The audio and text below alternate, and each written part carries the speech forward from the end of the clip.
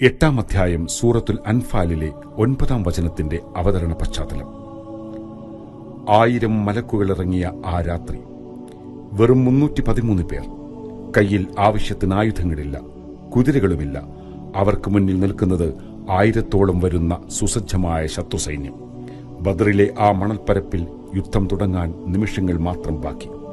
പരാജയം സംഭവിച്ചാൽ അത് ഇസ്ലാമിന്റെ തന്നെ അന്ത്യമാകും എന്ന് ഉറപ്പുള്ള നിമിഷം.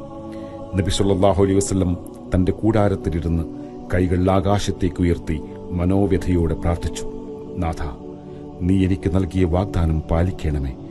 ഈ ചെറിയ സംഘം ഇന്ന് നശിച്ചുപോയാൽ പിന്നെ ഭൂമിയിൽ നിന്നെ വണങ്ങാൻ ആരും അവശേഷിക്കില്ല. ആ പ്രാർത്ഥനയുടെ വിങ്ങൽ ആകാശങ്ങൾക്കപ്പുറമെത്തി.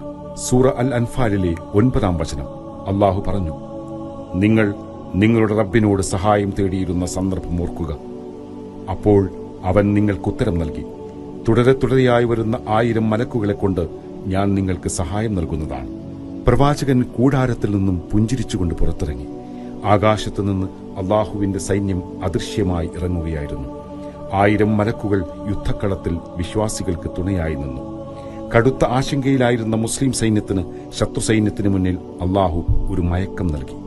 അവരുടെ ഭയം മാറ്റുകയും ഹൃദയങ്ങൾക്ക് ശാന്തി നൽകുകയും ചെയ്തു. ആകാശത്തുനിന്ന് മഴ വർഷിച്ച് ബദറിന്റെ ആ മണൽപ്പരപ്പിനെ അവർക്ക് അനുകൂലമാക്കി. എണ്ണത്തിലോ ശക്തിയിലോ അല്ല, മറിച്ച് പടച്ചവന്റെ സഹായത്തിലാണ് വിജയം എന്ന് ലോകത്തോട് പറഞ്ഞ ചരിത്ര നിമിഷം ഓർക്കുക. ബദറിൽ മലക്കുകളെ അയച്ച റബ്ബ് കണ്ഠനാടിയേക്കാൾ തൊട്ടടുത്തുണ്ട്.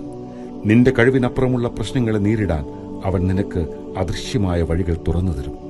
നിന്റെ വിജയത്തിന് അവൻ നിശ്ചയിച്ച സമയം ഏറെ അകലെയല്ല. അല്ലാഹു എല്ലാറ്റിനും മതിയായവനാണ്.